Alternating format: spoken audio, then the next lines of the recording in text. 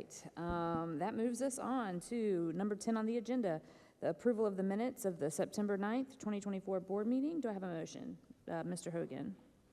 I'd like to make a motion to approve the minutes of the September 9th, 2024 board meeting. Do I have a second? Ms. Snipes seconded. Any discussion? Seeing none, I will call for the vote. All in favor? That motion carries 7-0, and that brings us to public participation. Before Ms. Taylor calls up the first speaker, I'd just like to remind you that the board welcomes and encourages public participation. We respectfully ask that you adhere to the procedures provided in Board Policy BEDH, public participation at meetings.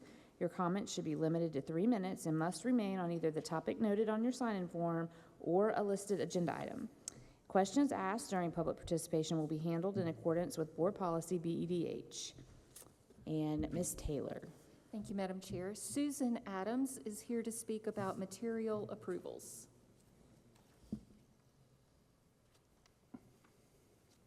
Y'all might get tired of seeing me.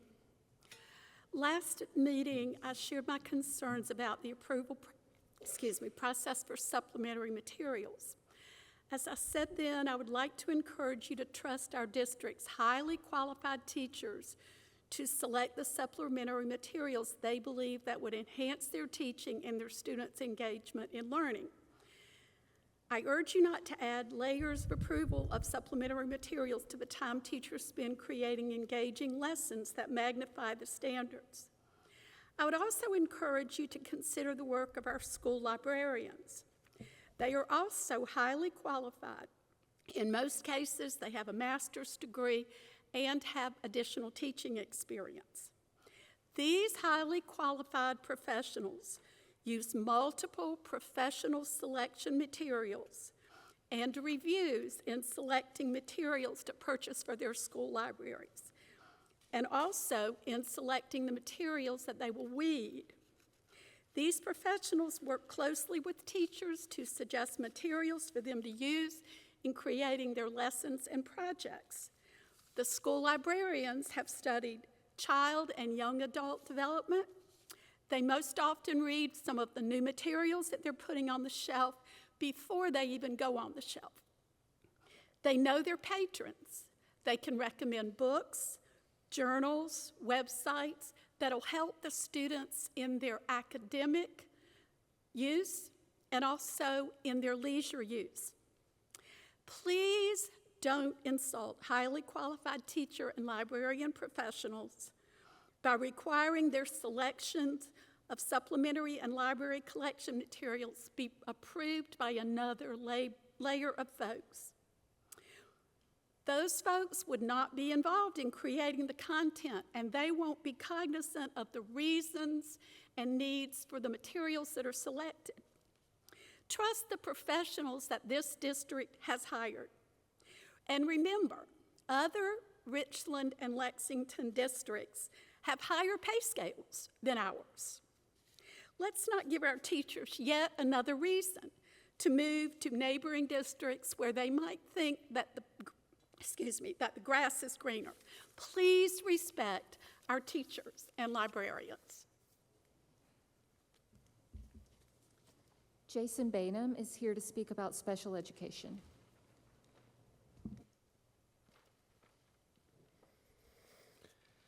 Good evening, board members and Dr. Ross. My name is Jason Bainham. I'm a parent of a special needs student in our district. We've been involved with 4 separate schools as our daughter is now in 9th grade. She's been the recipient of multiple types of therapies, starting with pre-K services. These services are a vital part of our district's responsibilities to best serve our special needs community. We have over 2,000 special needs students and the possibility of more that are undiagnosed joining that classification every year. As the medical community expands their understanding of autism and other developmentally delayed conditions, we must be prepared.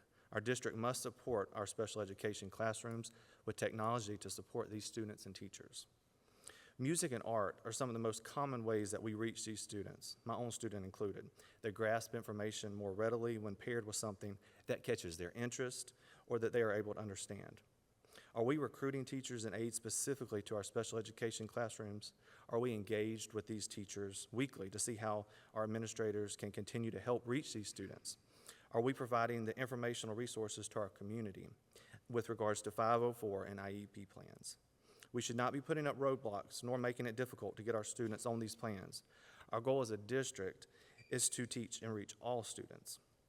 For many of our special education students, what we teach them now will help their quality of life going forward.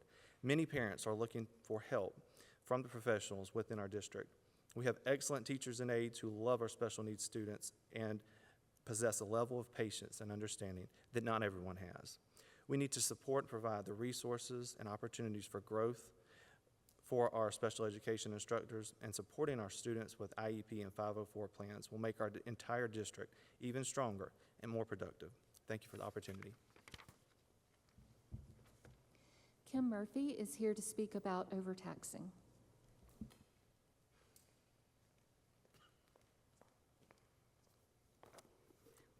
Good evening. At the last board meeting and others, I've expressed concern about citizens being overtaxed on an annual basis for the operations side of our district and on the debt service side, which is used for paying the upcoming year's principal and interest payments on loans for capital improvements. But at the last meeting, it was said that the district is not overtaxing. However, our annual audit report giving a 10-year history showing monies left over at the end of the year for both operations and debt service says something else. And most recently, the auditor came to, the county auditor who handles this, came to the district and said, you've got too much money in this pot. You've been essentially overtaxing. In fact, it's millions and millions remaining in the district's coffers instead of the coffers of the taxpayer. Those leftover funds represent excess taxes collected. But the problem is that these excess tax dollars are being stockpiled year after year. In other words, the tax rate for the upcoming year is not reduced by the excess taxes already collected. So year after year, the amount at the end of the year continues to grow, and year after year, citizens are being overtaxed.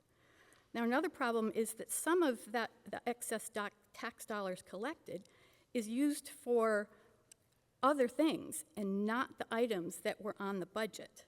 The budget for operations has a public hearing, which is essentially says that you need to raise the taxes to cover paying these expenses for teachers, staff, utilities, bills, etc. Then you have 2 votes by the board approving it. But there ends up being extra money, and that money is then spent on things other than the teachers, is being spent on capital buildings. I said it was disingenuous to have public hearings saying you need the money, but you're actually spending it on something else. And that you know that the tax rate is higher than it needs to be by millions. A board member questioned my use of the words disingenuous, but some might say that it is dishonest, especially if you know that you are overtaxing. I also wanted to point out on your bond referendum flyer, you've got 4 little pictures with wording inside. And it says that on one, the tax rate will not be raised. And right next to it, it says operations tax is not paid by homeowners. Well, that's disingenuous. You should say that your debt service tax, everyone pays the debt service tax. It is true that they don't pay the operations. So if you can please rearrange that. Thank you. Mike Ward is here to speak about agenda item 17, cell phones.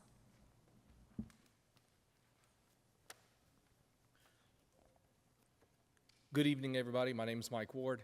I'm here as a parent of 2 children in District 5. As well, I serve as the chair for the School Improvement Council at Dutch Fork Elementary. And so I wanted to speak up. I was able to access the board packet online this weekend, look at the cell phone policy that is being presented for your discussion tonight, and just let all of the board members know that I like it. It is nice and simple. I actually volunteer with another leader that is a board member for the Rock Hill School Board. They actually started doing this policy in June of 2023. And so they have a full year under their belt, and she reports back to me that it was actually a very successful year. One of the reasons she thinks it was a successful year is because they kept their policy simple. I brought that to the School Improvement Council. We had a discussion. There was a lot of discussion that I've heard other people talk about. We want to make sure our kids have their cell phones on them, but they're not a distraction. And I think that policy that you have is worded well so that they can have their cell phones, but they're put away. I did take the liberty of asking my Rock Hill friend, what problems did you have? Like, what can you tell me? What's the dirt? And she said there was actually nothing negative other than maybe some of the public feedback from people that were just pushing back. But what they found was the kids in high schools that wanted to use Apple Pay to pay for the vending machines couldn't do that. And so I'm not sure if that's a concern in our district, but I thought I would bring that to the board as well. So thank you all for your time. All right, I believe that concludes public participation.